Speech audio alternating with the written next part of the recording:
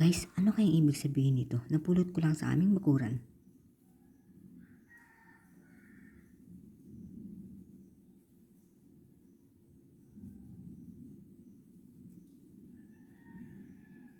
Pero dito sa banda namin, guys, may nakita akong ganyan. May nakita akong ganito.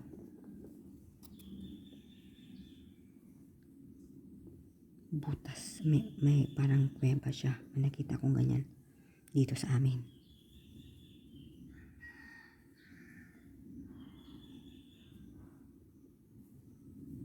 At nasa tabi siya ng malaking puno.